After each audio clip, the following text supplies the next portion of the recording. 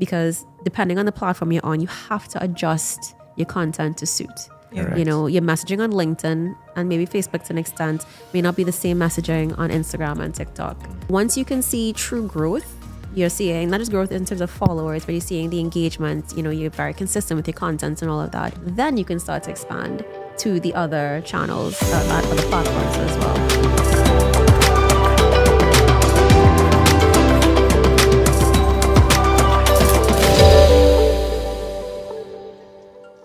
Hi, and welcome to another episode of Media Insight Data Insights on the Go.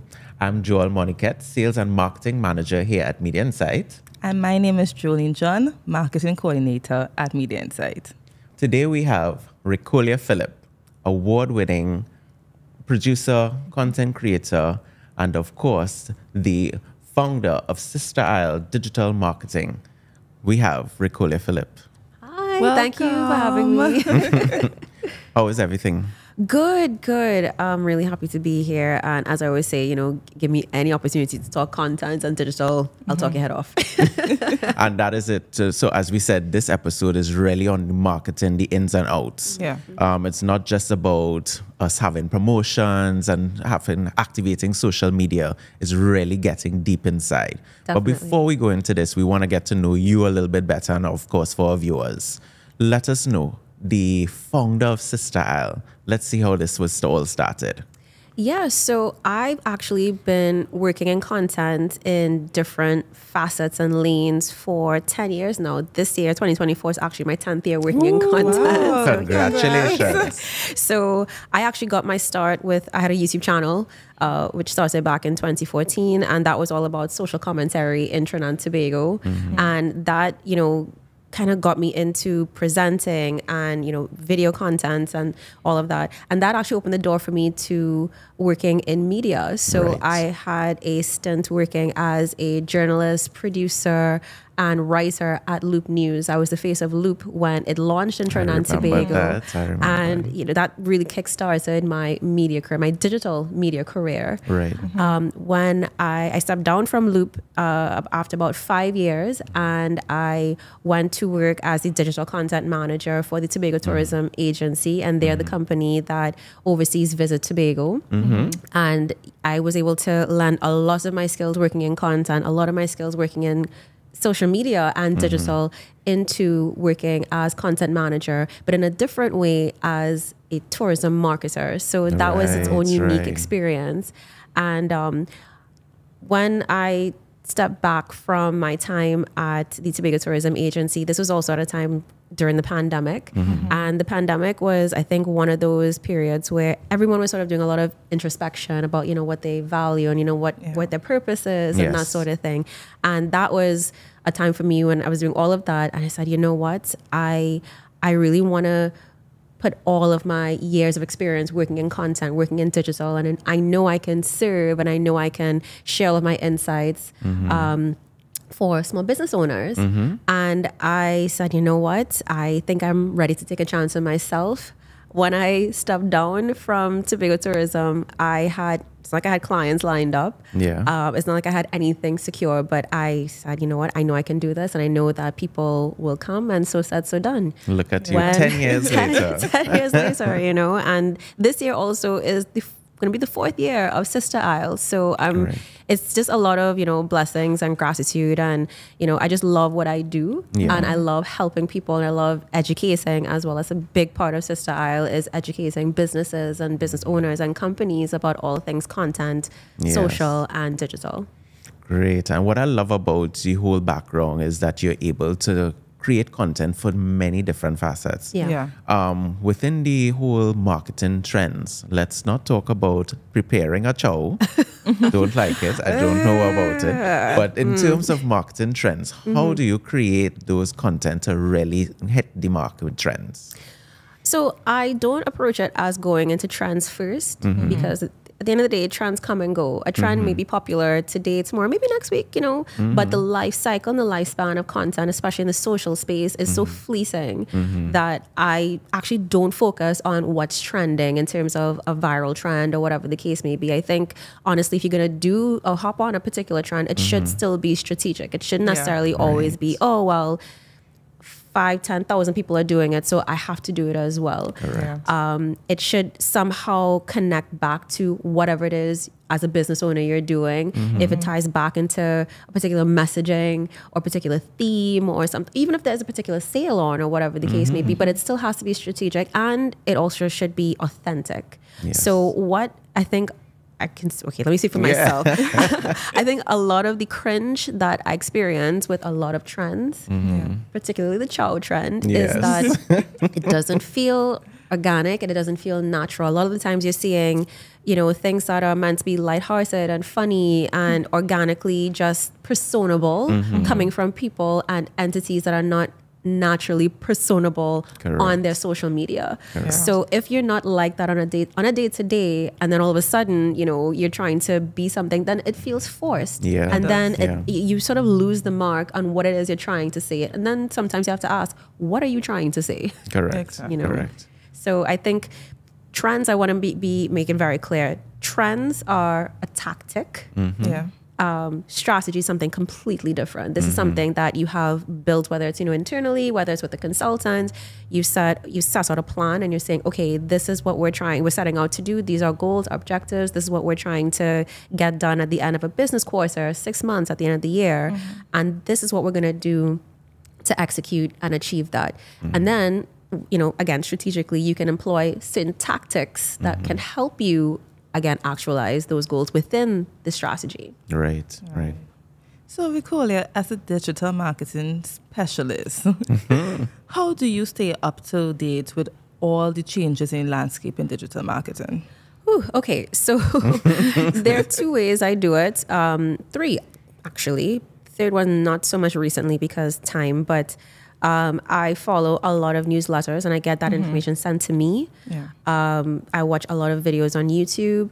I've actually been falling in love again with YouTube. YouTube, was it for me when I was at university, and I kind of fell off with it for a while, but I've been just gorging on YouTube content a lot, as well as podcasts, just like this one. So there are tons of platforms out there, both businesses as well as individual thought leaders who put out a lot of content. So for example, there's HubSpot, there's the Digital Marketing Institute, there is Social Media Examiner, there's a Content Marketer. These are entities and businesses, and just a handful that provide up-to-date insights, what's trending, strategy, strategy tips and advice and guidance and that sort of thing. And everything's on their website, but they also send everything to me via But what newsletter. draws you to them? Well, these are established entities within the landscape, So there's the Digital Marketing Institute, for example. They provide a number of professional qualifications in the realm of digital marketing that is globally recognized. So I actually have a digital marketing associate with them that I got while I was at Loop. And actually, I'm in the process of trying to save up because they're not cheap. Save up for my, I think it's the MBA in digital marketing. Essentially, it's like one of their highest professional qualifications. But these are very established institutions, and these are also businesses that have worked alongside other companies as well. Additionally, you have there's like these social media scheduling platforms. You have like Hootsuite and Sprout Social and Vista Social. These are also established businesses that have provided solutions for top companies, including like, Google, like the Googles of the world, the Facebooks of the world, and all of that. So you know that they're legit in what they do. And of course, by extension, the information and the guidance and the tips and all of that, it's coming from a very, very informed place. So in addition to their website, they also have their newsletters, whether it's bi-weekly, daily, whatever. Some of them also have podcasts as well. Some of them also have YouTube channels. And in addition to these entities, you also have individual thought leaders that I follow as well. So these are people who are, again, they are very versed, like they have years of experience working in digital in various spaces. So you have like the Alex Catoni. She is considered to be the top of the top, cream of the crop when it comes to copywriting. Copywriting, by the way, is one of those seriously underrated skills that everyone needs to have. But she teaches and informs about how to up your copywriting game. And she also trains people who want to become professional copywriters as well. In addition to that, she also talks a lot about, content on social media and this and the other and digital. But she's very niche. Then you have this other person called Shine with Natasha. She focuses on how small business owners can level up their video marketing game. Then you have people like Jade Beeson. She's from the UK. She is always giving you all the insights and everything you need to know, updates and everything on not just Instagram, but also social media on a whole. I mean, there's a long list of them that I watch and I follow. They're all on social media, yes, but they also have their YouTube channels as well. I'm gonna be hearing me talking about YouTube a lot. Yeah. They also have newsletters as well. So a lot of the information comes to me, and again, if I'm driving, if I'm working in the morning, having my morning coffee and I want to know what's going on, I can just get insights about a lot of things or particular updates on Instagram, or what YouTube is doing, what they're changing about their algorithm, or what you should know about email marketing, or whatever the case may be. Yeah. So with all this information and vast amount of knowledge, can you name a successful campaign, recently or in the past, and what made it effective? I will definitely say one of my favorite campaigns that I've worked on was during my time at the Tobago Tourism Agency. So story time. I started working at the Tobago Tourism Agency just before the pandemic. Right. I started with them in September 2019. And part of my job was to go out and experience different things, not just, going to the beach and all of that, but also interacting and interfacing with the different experiences, the restaurants, the touch points of Tobago as a product, as a destination product. Right. Yeah. That all kind of went out the door, of course, with the start of lockdown. Correct. So I had the very unique challenge of, okay, how do you talk about a destination when you are not really experiencing it? And two, how do you go about marketing a destination when nobody can when no one can come? And especially more than just no one can come, but you're also in a space, I was also in a space where tourism on a whole, the industry shut down.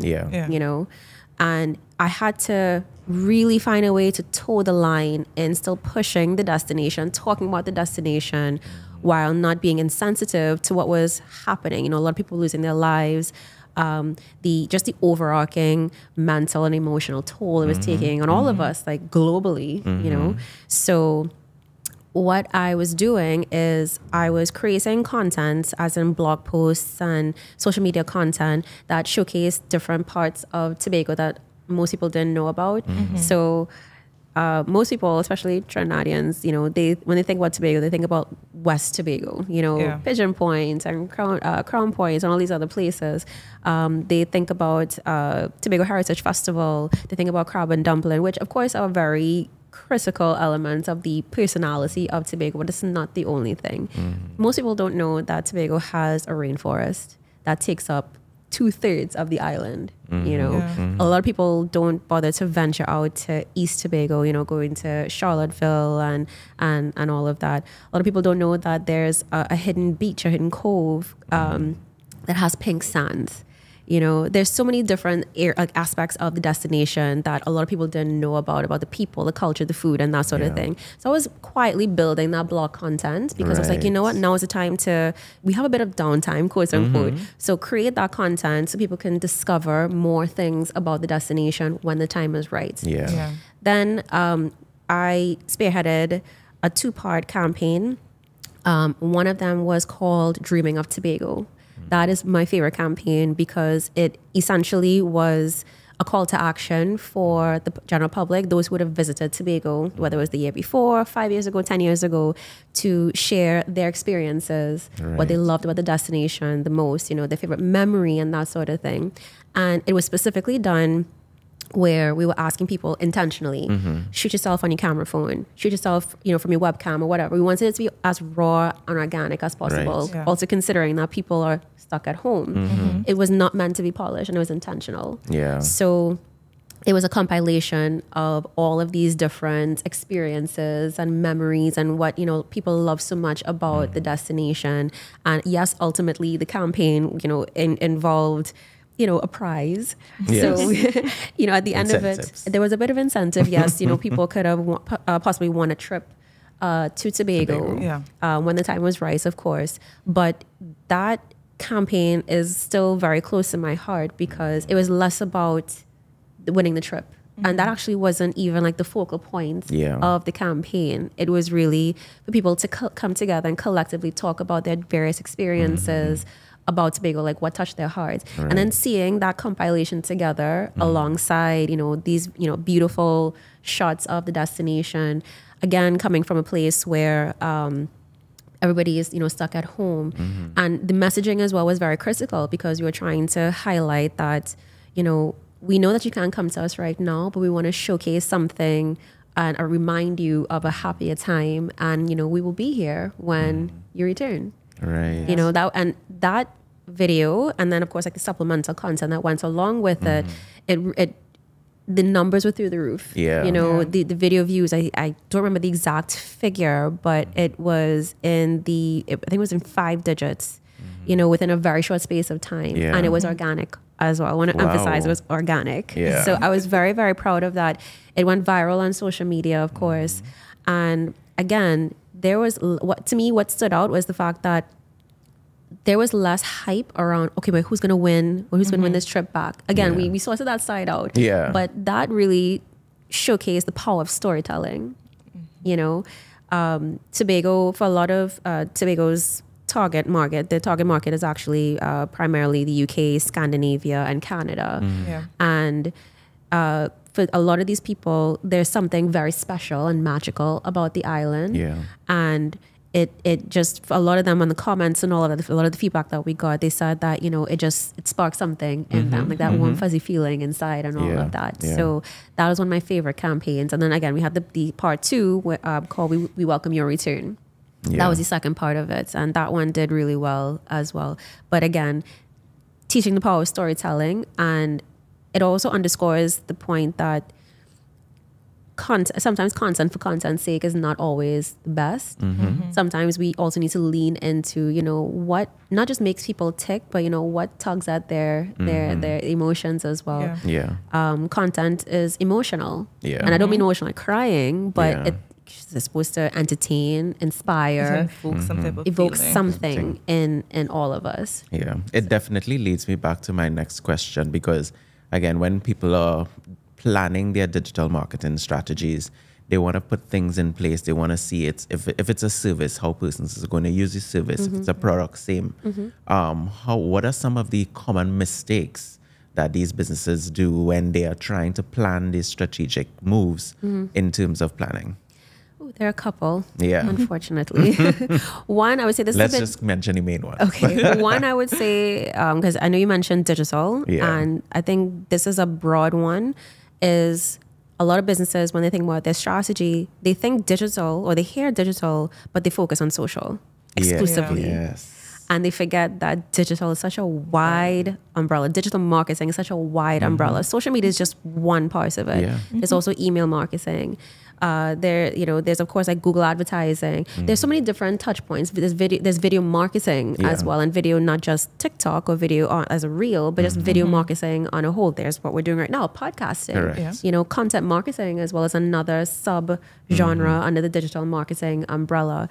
But it is a bit of a pain point for me when I work with clients and they only want to focus on, on social. And I'm like, you guys, there's money on the table. Another one is they actually go in without strategy. They just know they want to make money. They think about, yes, I need to, hit this bottom line and make profits and all of that. But okay, what are the steps to getting there? What are your business goals and objectives for the next quarter? Also, it's not just about the sale. Brand awareness is also a huge part of it as well. It's not the only part, but it's a critical element in it as well. Also, what is your story? What problem are you trying to solve? What desire are you trying to fulfill? What needs are you trying to fulfill? I think some people and businesses, they forget that they are marketing to real human beings who have different wants, needs, desires, problems, and all of that. So how are you showing up, again, whether it's social, email, podcast, whatever it is, how are you showing your end user, your end potential customer, how you're going to fulfill a particular desire, solve a problem, and all of that, as opposed to just saying, hey, we're selling this for $10. Yeah. And as you know, at Media Insight, what we do is we are able to measure all your social media mentions, sentiment, audience relations, things like that. In your active digital campaigns, how are you able to effectively measure audience and things like that? Right. So I definitely utilize analytics very heavily. So I mentioned earlier that there are a lot of different social media scheduling tools, and not just only social media, but a lot of different tools that allow you to not just put out the content, but to track and monitor the content, monitor, impressions, reach, engagement, shares, all these different things. In the realm of, let's say, email marketing, you can track as well the bounce rates. Yeah, open rates. Open rates, click-through rates. You could, depending on the platform, not all of them do it. You can they actually have heat maps. So you can see at a glance, where people are spending most of their time within the emails. So if, let's say, they're spending most of the time at the subject, and maybe like the first couple lines, but they don't always make it down to the end. That's also an indicator to let you know, okay, maybe my emails are too long. Maybe the content itself is not interesting enough for them. And from there, you're able to sort of adapt to suit. But data and analytics are critical because, as I mentioned, we're dealing with people, we're dealing with real people, and we need to cater for what they're responding to, what they're not responding to, and adjust your strategies to suit. Correct. I would love to say that I'm able to track social mentions and all of that. Unfortunately, a lot of my clients don't take up on services like Media Insights. I always recommend it because it's more than just engagement is great. Knowing how many people like something is great, but I think that is social media listening and social media monitoring or data monitoring is an underutilized element of marketing or digital marketing on a whole, because you need to know what's being said about you. You need to know where people are coming in from. There's like a wealth of information you can glean from that can impact on not just your day-to-day, but your overarching strategy, and even within the company itself. It helps you with your strategy for month to month because, if your audience is speaking about you in one way, the next month you could tailor your conversation to go to that, what they're speaking to. Exactly. And I think we tend to put a bit of blinders on when we think about our businesses. We think, oh, we're doing the best and everybody loves us or whatever. Or the flip side is some people are not open to constructive criticism. And they will either ignore it or go so far as to either deleting or hiding comments. But I'm not talking about trolls. Of course, that we of course know we're gonna like block those. But I'm talking about people who have actually interacted with your product or your service and have real life experiences and have something to say. These are the people that can help, that can either make or break your company, because if they're consistently noting something negative about your business and you're ignoring it because they're haters or you work so hard for your business and this and the other, you are also doing further damage, long-term damage to your business, because you're ignoring something that can be resolved internally and improve later on. But I would like to take it back to when you said digital marketing, it's this big umbrella. And of course, content marketing would be under that big umbrella. We know that you're a content creator. And yes, that term is loosely used these days, we must say. How can you use, or what knowledge you bring from your digital marketing to your content creation? Well, I think I would have mentioned it earlier. I start from the perspective, when it comes to clients, you're asking, or for me personally? For both, actually. Okay. So for clients, something that I always do is I have an onboarding questionnaire for them that they have to complete. And that really allows me to get to know them as much as possible. Yeah. That's great. And then by extension, what are your objectives? What are you trying to do? Who are you? Who's your audience? Is your target audience your actual existing audience? Because there could be a bit of a dichotomy where that is concerned. And I do that questionnaire because it allows me not just to get to know them more, but to kind of determine, okay, when it comes to the content we're going to create right now, maybe we should take more of the angle of let's get to know you, the business, a bit more. Maybe it's a situation of if, let's say, your target audience is not matching your existing audience, maybe it's because you are not creating the content that will attract your target audience. So it really depends on, that particular client. So I have one client that I'm actually bringing on board. She is trying to further position herself as a thought leader in her industry. And one thing I've noticed is that she's brilliant at what she does, but her content currently doesn't reflect that. So something I'm going to work with her alongside to do is to kind of follow her on all of her different activities that she does. We're going to be creating a lot of blog content that kind of deep dives a bit more into her industry and her niche, explainers and that sort of thing. So I guess it comes back down to storytelling. And I think that's another term that's used a bit often, but storytelling is very critical once done right. I think once you understand the basic tenets of storytelling, it makes it a lot easier by extension to know, okay, well, if this is the theme of what we're trying to do, this is the kind of content we need to create. So there's that. Personally, I will admit, I probably shouldn't say this here. I will admit, I spend so much of my time creating content for clients and strategy and all of that, I tend to take a backseat to myself sometimes. But, I'm You're not alone on that one. I'm doing a lot more vlogging these days and just like showcasing me and my life. And what I did in the early stages of Sister Isle is that I actually had my content for Sister Isle very separate. So it was very much tips and tricks and insight into content marketing and what you should know and all that sort of thing. And then I had my personal channel where I had, me as Ricqcolia. And I have been actually I've been finding a way more and more to sort of integrate the two, because Sister Isle is a big part of my life. And more than that, as someone that lives and breathes content, I have been finding that middle ground between, hey, this is my life on a day to day. So for example, shooting this podcast, this is what we spoke about today. And that is something that can go on to my Sister Isle page in addition to my personal page as well. So again, coming back to storytelling, I think people tend to think that there's like this huge separation between the company and themselves.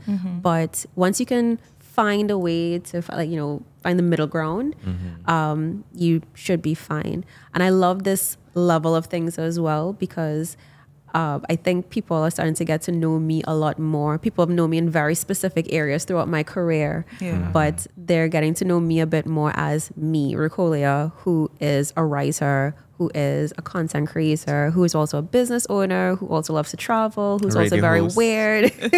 Like all the different facets of me that make me, but also it kind of fuels why, and for people as well, like, oh, this is why she knows what she knows. This is why she's, speaking in this space and all of that. So it's all about finding that connection somehow. Yeah. And I would like to ask you, what are your thoughts on the future of social media marketing? Okay. Two main things come to mind. One is we are seeing the resurgence of longer form content. I think that the pandemic and lockdown, I know I mentioned, this probably more than once during his conversation, but there also it's important, there's connections to everything. During that time, we were all just looking for an escape, an instant gratification, and something to take our minds off of what was really happening in the world around us. And I think that in itself is what significantly led to the surge of TikTok. TikTok existed before, COVID. but it really saw a surge during that time. And by extension, in that subsequent period, we saw a lot of focus on short form content. Short form content has its purpose. I'm not trying to knock it. It definitely serves a purpose. But if you are talking about marketing for business, I'm not talking if you are a vlogger. I'm not talking about if you are a beauty influencer or whatever. But especially in the realm of business marketing or business marketing in the digital realm, people want more. People want more than 10 seconds of whatever it is you're saying. They want more context. And this is not just for product business, it's also for service-based businesses as well. So using me as an example, if let's say I want to talk about, let's say how to level up your content marketing game in 2024, I can't cover that in 30 seconds to a minute. What I can do instead is I can give you a teaser or a preview in a reel or a TikTok or tips or whatever. And then you can follow my YouTube for the full length video, you know? So I'm definitely seeing that return to longer form content.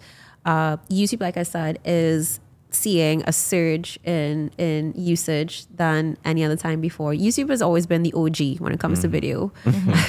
You know, it was out. When did it start? 2005? I don't remember. But of course, it took a step back, I think, from a usage perspective, not for everybody, of course, but with the rise of Instagram, with the rise of TikTok, with the rise of just short form content, people were not, I don't think, leaning on it as much, but I am seeing that return. And you're also seeing how, if you pay attention to how the social media channels are updating themselves as well. So for example, YouTube at one point, and they still have it, of course, YouTube implemented Shorts as a sort of rival to TikToks and Reels and all that sort of thing. But then at one point, we also saw that TikTok started to experiment with longer form content. So it went from, I think it was 10 to 15 seconds or 30 seconds was the minimum to a minute to 5 to 15.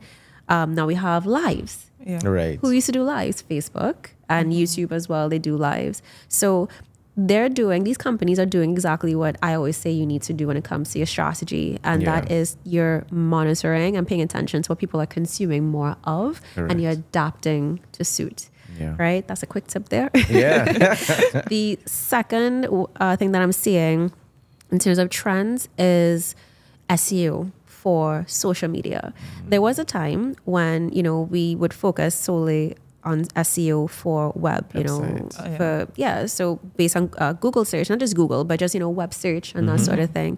But we're seeing more and more that these social platforms are finding ways to implement SEO into their search as well. Because again, adapting to how people are utilizing their platform. People are searching for things. So if I'm on Instagram and I'm looking for how to minimize oily skin, for example, because people's search patterns have changed or adjusted slightly, yes, people are still searching on Google, but they're also searching on social media as well. And these companies are recognizing this and are implementing SEO. So TikTok, for example, they're doing a lot when it comes to implementing SEO onto their platform. Instagram as well to an extent, but I think TikTok is really driving that narrative. So as a business owner, or let's say if you're on a marketing team, I would say the typical principles of SEO should be implemented for your social as well. So when we're thinking again, big picture and how we're looking at our overarching digital marketing strategy, I wouldn't say SEO is solely restricted to just web, but what is our SEO strategy for web and social media? You know, so that's a big one as well. And I've seen some videos as well. People are implementing it in terms of keywords and long tail search terms within their captions. But I've also seen a few people actually include keywords within the video itself. So you know, of course, you could add text onto a video. I've seen people actually implement a particular keyword within the video. It's very subtle. So if let's say someone is wearing a black shirt, you could, if you look carefully, you actually see the keyword within the video, but it's just written in black. And that again is like prompting the algorithm to push your content. So it's just like extra steps to continue to push the content out as much as possible. You see how much these things are growing, and we can stay here and talk about it whole day. All day. But I'm not going to do that. I have 2 more questions for you before we wrap up.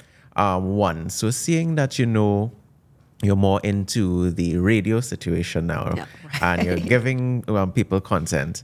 We have gone back to people are telling us that traditional media is dying.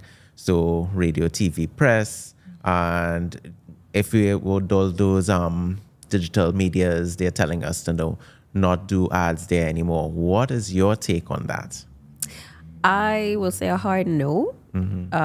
So traditional media, I know it's been argued for a very long time that traditional media is dying. I've heard this argument as well for print media, for example, in the realm of journalism and that sort of thing. I've been hearing that for years. And I'm sure that conversation has been had before I even got into it. I would say traditional media is not dead. I would say that it should form, traditional and digital should be complementary to each other. Right. Yeah. Of course, if you have the budget. Not every business can afford to go the traditional route or traditional and digital. Yeah. But for those who have the budget, definitely lean into that. Yeah. I have seen and heard arguments online as well that it's a waste of money. And I would sort of put this question forward. If it was a waste of money, then why is it still such a big deal for people when people say, hey, they're on TV? Why is it still such a big deal when you found out you've been featured in the newspaper or in a print magazine? Correct. It is still, these are still, not just legacy, but these are still very much important and critical elements to the media landscape. They have, I know I said legacy, but they have prestige with them. It holds something. Yeah. So I would definitely not say that it's dead. I think it's really a matter of how we're able to adapt to the times. So maybe it's a situation where you have to find a way to be a bit more mindful in how you show up in traditional. I think this is also because with digital, we have so many tools out there to leverage and see who's paying attention to us, who's watching us. We mentioned social mentions and that sort of thing. It is a bit restricted or a bit limited in the realm of traditional, I believe. But once you can work with those limitations and use that in tandem with digital, I would say, why not? And then also keeping in mind that not everyone is digitally savvy. Not everyone is living on TikTok, spending and going through reels at 2:00 in the morning. These people, the papers man is still selling out every morning. So I think by saying that traditional is dying or is dead is a bit reductive, and it kind of undermines still a massive community and groups that exist and still consume this kind of media. So again, I think it's really a matter of how to work in tandem with each other and finding the best way to complement each other. And I think part of the reason why, I'm just going to wrap up on that, I think part of the reason why people probably throw that out there is because they haven't found the way to really interact and marry traditional and digital successfully. I really appreciate that. And so for us to close off, let's just say, small businesses coming off and really want to hit that ground in terms of marketing, what would you suggest to them? Google is your friend. I don't mean that flippantly, I promise you. But yeah, there are so many, there are tons and tons and tons of resources out there that specifically for small businesses, especially that show you how to, whether it's simple content creation, whether it's scheduling a content, whether it's planning a content, whether it's the other elements of marketing in a whole, the elements of building a business and all of that. There's so many tools out there. A lot of them are free. A lot of them are freemium. Of course, they're paid as well. But I think if you are serious, especially if you're starting out as a team of one, I do understand and I do appreciate that it can be a bit overwhelming. But I always say you don't have to start at the top of the mountain. Start somewhere. I also say, especially if you are a team of one and resources are limited, you do not have to be on every single channel at the start. You content burnout is a real thing, first of all. Also, when it comes to your audience research and all of that, you also need to find out, where they're showing up. So if you're saying, all right, well, I'm going to be on Facebook, Instagram, TikTok Twitter. I'm always going to call it Twitter. I don't care. Yeah. LinkedIn, YouTube, and all of that. But your audience, your target audience is primarily on 2 of those channels. Yeah, You're just throwing a lot of effort into the wind. Correct. I always say as well, start with 1, max 2 channels, master those, understand those channels inside and out. Yeah. Once you can see true growth, you're seeing not just growth in terms of followers, but you're seeing the engagement, you're very consistent with your content and all of that. Once you have mastered those, you understand every element of those channels, you know how to leverage it to the best of your ability and all of that, and you're seeing actual success and growth on those channels, then you can start to expand to the other channels, other platforms as well. Because the more platforms you're on, if you don't have a team, or if you don't have even if one other person with you, the more, I would say, watered down your content will become. And again, you're going to risk burnout because depending on the platform you're on, you have to adjust your content to suit. Correct. Your messaging on LinkedIn and maybe Facebook to an extent may not be the same messaging on Instagram and TikTok. So that in itself requires a bit more planning. It requires a bit more effort. If you're on YouTube, which again leans more on longer form content, that in itself is going to be taking up so much of your time. But then you're also on TikTok and then LinkedIn and then Twitter. It's too much. So start small, start with 1, master 1 to 2, and then expand from there as you and your team grows. Great. So thank you. It has been a pleasure having you with us. Thank you for having me. If anybody want to get contact with Ricqcolia, all right, what we do? So if they want to follow me personally and all of my day-to-day life and all of that, they can follow me on Instagram and Facebook at Ricqcolia. That is RICQCOLIA. Sorry, that is Instagram, TikTok, Here we go. and Facebook. If you want to follow my business, it is Sister Isle Digital. That's SISTERISLEDIGITAL. I am on Facebook. I'm also on Instagram, and I have my website as well. It is sisterisledigital.com. And like I said, I'm also starting to get back into the role of vlogging and that sort of thing. So my YouTube is also at the budding phases, and you could find me at Ricqcolia Phillip on YouTube. Awesome. So this is Media Insight, Data Insights on the Go. And of course, Jolene, check us out. Right. So don't forget to follow us on Facebook and LinkedIn on Media Insights Caribbean, Instagram, Media Insight Limited, YouTube, Media Insight, and check us up on our website, www.mediainsight.com.